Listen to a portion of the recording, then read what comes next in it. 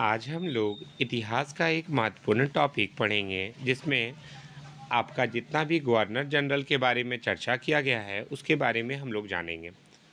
जैसा कि आप सभी जानते हैं कि भारत की जो गुलामी की दास्तां शुरुआत मानी जाती है वो आपका 1757 से मानी जाती है, जब बंगाल को पहली बार गुलाम बनाया गया था, जिसमें रॉबर्ट क्लाइव ने अपनी धोखाधड़ी से सिराजुद्दौला को मरवा दिया था और मीर जाफ़र को यह लालच दिया था कि तुम्हें बंगाल का नवाब बना दिया जाएगा। तो वहीं से भारत की दास्तां की शुरुआत मानी जाती है, जिसमें हम ये भी कहते हैं कि 23 जून 1757 को प्लासी का युद्ध हुआ था। उसके बाद रॉबर्ट क्लाइव बंगाल पर अपना कठपुतली नवाब मीर जाफ़र को बिठा दिया। फिर कुछ समय तक मीर जाफ़र राज किए, फिर उसने उसे हटाकर मीर कासिम को बनाया, फिर मीर कासिम को फिर दोबारा हटा करके 1764 में मीर जाफ़र को बना दिया। उसके बाद जब मीर जाफ़र की 1765 में मृत्यु हो गई, तो इसने मुग़ल सम्राट आलम द्वितीय से डायरेक्ट पत्र ले लिया कि भाई बंगाल का दीवानी अब हम स्वयं करेंगे। तो इस रॉबर्ट क्लाइव के बारे में ही हम लोग यहाँ से पढ़ना शुरू करेंगे। और एक बात और मैं बता देना चाहता हूँ, रॉबर्ट क्लाइव ने बाद में अपने आत्महत्या भी कर लिया था, क्योंकि उसने इतना लूटा था कि उसे सभी लोग लुटेरा के नाम से जानने लगे थे। खैर, अब आता है रॉबर्ट क्लाइव की। अगर हम बात करें तो रॉबर्ट क्लाइव जो है आपका 1757 से 1760 तक बंगाल के गवर्नर रहे। ये वर्ड पर ध्यान दीजिएगा, गवर्नर और गवर्नर जनरल ये दोनों दो भिन्न भिन्न वर्ड हैं, ठीक है। गवर्नर जनरल की शुरुआत 1773 के बाद से मानी जाती है और गवर्नर की बात 1757 से मानी जाती है। ये बात आप ध्यान रखिएगा, 1757 से 1760 तक और फिर 1765 से 1767 तक रॉबर्ट क्लाइव बंगाल के गवर्नर रहे। क्वेश्चन आएगा बंगाल के पहले गवर्नर का नाम क्या है, तो रॉबर्ट क्लाइव है। इसने बंगाल में द्वैत शासन की व्यवस्था की थी, जिसके तहत राजस्व वसूलने, सैनिक संरक्षण, विदेशी मामले कंपनी के अधीन थे, जबकि शासन चलाने की जिम्मेवारी नवाब के हाथ में थी। यानी कि इसने नवाब को कठपुतली नवाब बनाया था, बाकी सारा मेन काम जिससे पैसा आ सके, इनकम आ सके, उसमें उसने खुद को नियुक्त किया था। इसने 1765 में मुग़ल सम्राट शाह आलम द्वितीय के द्वारा, जो कि आपका बाबर का वंशज आता है, इसको इलाहाबाद की द्वितीय संधि 1765 के द्वारा कंपनी के संरक्षण में ले लिया गया, ठीक है। और इसने बंगाल के लिए दो व्यक्तियों को नियुक्त किया था, जिसका नाम था बंगाल का मोहम्मद रजा खां, बंगाल का मोहम्मद रजा खां, और बिहार का राजा सिताब राय। इसके अलावा कुछ और गवर्नर भी हुए हैं, जिसमें आपका नाम आता है बड़े लास्ट का 1767 से 1769 तक, और कार्टियर का 1769 से 1772 तक। लेकिन इन दोनों के काल में कुछ ज़्यादा परिवर्तन देखने को नहीं मिला, तो इसके बारे में चर्चा कम की जाती है। इसके बाद वारेन हेस्टिंग्स बहुत महत्वपूर्ण हो जाते हैं, क्योंकि ये भारत के अंतिम गवर्नर हैं, ठीक है। ध्यान रखिएगा, अभी मैंने जस्ट ऊपर में आपको बता दिया था, गवर्नर आपका 1757 से लेकर के 1773 तक ही चला। 73 के बाद गवर्नर जनरल कहलाया जाने लगा, या 74 के बाद, जो आप बोल सकते हैं। तो वारेन हेस्टिंग 1772 से 1774 तक रहे। अब आगे बढ़ते हैं। रेगुलेटिंग एक्ट, एक एक्ट पास किया गया था उस टाइम में नियम कानून को लेकर, जिसे रेगुलेटिंग एक्ट 1773 कहा गया। इसके तहत अब बंगाल के गवर्नर को गवर्नर जनरल कहा जाने लगा। अब जब गवर्नर जनरल कहा जाने लगा, तो वारेन हेस्टिंग तो उस टाइम बने हुए ही थे, तो वारेन हेस्टिंग को अंतिम गवर्नर का भी खिताब प्राप्त है। और अगर पूछा जाए कि बंगाल के पहले गवर्नर जनरल कौन है, तो उसमें भी वारेन हेस्टिंग्स का ही नाम लिया जाता है। तो इस प्रकार अगर बोला जाए तो प्रथम गवर्नर जनरल वारेन हेस्टिंग्स 1774 से 85 तक रहे, ठीक है। और अगर इनका कुल कार्यकाल बोला जाए तो 1772 से 1785।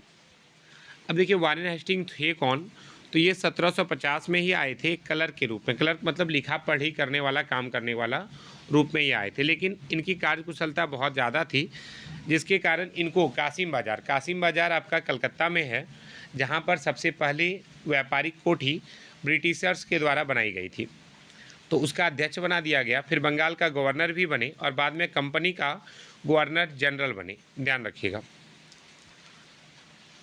अब आता है वारेन हेस्टिंग, वही वारेन हेस्टिंग्स के बारे में ही पढ़ रहे हैं। इसने क्या किया, जो राजकीय कोषागार था जहाँ पर पैसा रखा जाता था वह पहले मुर्शिदाबाद थी, उसको हटा करके वो कहाँ ले आया, कलकत्ता ले आया। कलकत्ता का भी नाम बहुत बदला है, पहले कालीकट था, फिर कलकत्ता हुआ और फिर बाद में इसका नाम कोलकाता हो गया, ये भी ध्यान रखिएगा। कलकत्ता का सबसे पुराना नाम कालीकट, फिर कलकत्ता और फिर कोलकाता हुआ।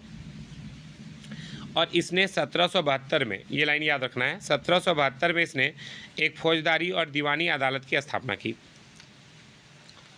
अब वही सारा चीज़ दिया हुआ है कि नाजिम द्वारा नियुक्त दरोगा अदालत की अध्यक्षता करता था दीवानी अदालत में। फिर देखिए ये महत्वपूर्ण है कि दीवानी अदालत में कलेक्टर जो है मुख्य न्यायाधीश होता था और जिला अदालत में एक भारतीय अधिकारी के अधीन होता था। इसकी मुफ्ती और एक काजी इसका देखभाल साथ में करते थे। खैर ये सब कम पूछेगा, आपका मेनली ये पूछेगा कि दीवानी और फौजदारी दोनों की स्थापना किसने की, तो वारेन हेस्टिंग ने की। ध्यान रखिएगा कब किया, तो 1772 में किया। इसके बाद आता है दीवानी मुकदमों में जातीय कानून अर्थात हिंदुओं के संबंध में हिंदू कानून और मुसलमानों के लिए मुस्लिम कानून लगाया जाता था, जबकि फौजदारी मुकदमा में मुस्लिम कानून को ही लागू किया जाता था। मतलब दीवानी में दोनों चलता था, हिंदू भी और मुस्लिम के लिए अलग अलग कानून। दीवानी का मतलब आप जान लीजिए घरेलू लड़ाई झगड़ा, और फौजदारी का मतलब हो गया जगह ज़मीन का झगड़ा। अगर जगह ज़मीन का झगड़ा है तो मुस्लिम कानून चलेगा, क्योंकि उस टाइम मुग़ल साम्राज्य पहले प्रबल थे। अब ऐसा नहीं है कि वे लोग हमेशा हिंदू और मुस्लिम का ही कानून चलाएं। जब आप लोग आगे पढ़िएगा तो आपको पता चलेगा कि उन्होंने अपने से एक सर्वोच्च न्यायालय की भी स्थापना की थी। देखिए आगे में इसमें लिखा हुआ भी है आपका कि 1774 में कलकत्ता में एक उच्चतम न्यायालय की स्थापना की गई, और इसमें जो है आपका हिंदू और मुस्लिम का कानून नहीं चलता था, बल्कि यहाँ पर अंग्रेजी कानून चलता था।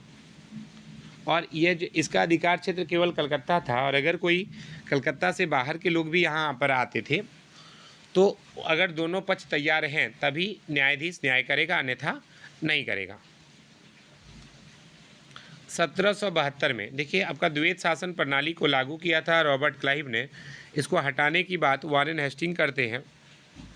उन्होंने कहा कोर्ट ऑफ डायरेक्टर्स ने द्वैत शासन प्रणाली को समाप्त करने तथा कंपनी को बंगाल, बिहार और उड़ीसा की शासन व्यवस्था को उत्तरदायित्व संभालने का आदेश दिया, और उसने रजा खान और सिताब राय को नवाब के पद से हटा दिया।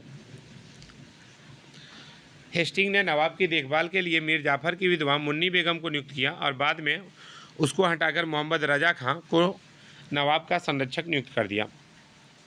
आगे देखिए एक और महत्वपूर्ण चीज़ हुई है। 1781 में कलकत्ता में मुस्लिम शिक्षा के विकास के लिए प्रथम मदरसा स्थापित किया गया। किसने किया है भाई, तो ये आपका वारेन हेस्टिंग ने किया है। और 1782 में जोनाथन डंकन ने बनारस में संस्कृत विद्यालय की स्थापना की। गीता के अंग्रेजी अनुवादकार, गीता तो आप लोग जानते हैं हिंदू धर्म का पवित्र ग्रंथ है, इसके अंग्रेजी अनुवादकार विलियम विलिकन्स को हेस्टिंग्स ने भी आश्रय प्रदान किया कि भाई तुम इतना अनुवाद किए, पैसा वैसा की ज़रूरत है तो तुम हमसे ले लो। और इसी टाइम में सर विलियम जोन्स ने 1784 में the Asiatic Society of Bengal की स्थापना की। ये सब डाटा आपको लिखना पड़ेगा तब याद रहेगा। और उस वक्त मुग़ल सम्राट को मिलने वाला 26 लाख रुपए का वार्षिक पेंशन भी वारेन हेस्टिंग्स ने बंद करा दिया। 1780 में देखिए आपका एक और हुआ था, बंगाल गजट का प्रकाशन हुआ, जो कि भारत का पहला समाचार पत्र था। किसने प्रकाशन किया, जेम्स ऑगस्टस हिक्की ने किया था। ये तो आप लोग पढ़ ही लिए कि 1774 में पहली बार सर्वोच्च न्यायालय की स्थापना हुई थी, और इसका मुख्य न्यायाधीश कौन था, एलिजा इम्पे था, और जिसे 1782 में इस्तीफा देना पड़ा। कारण क्या था देख लीजिए, दिया हुआ है हेस्टिंग्स ने एक बंगाली ब्राह्मण नंद कुमार को ज़बरदस्ती फांसी का आरोप पर चढ़ा दिया था। तो ये आपका 2 को का हम पार कर दिए हैं। अब आगे अगले वीडियो में। Thank you so much.